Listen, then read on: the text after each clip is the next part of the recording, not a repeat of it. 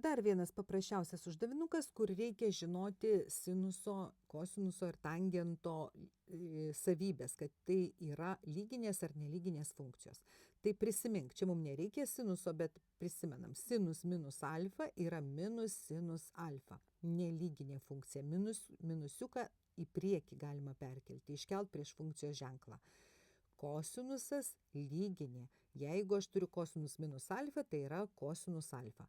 Tangentas taip pat nelyginė ir mes minusiuką taip pat galima iškelti į priekį. Tai dabar žiūrim, tangentui aš minusiuką iškelsiu į priekį, reiškia man reikia minus tangento, taip. Tai šitas netinka, nes čia yra plius tangentas, šitas irgi netinka, nes tai yra plius tangentas, bet du paskutiniai galbūt tiks.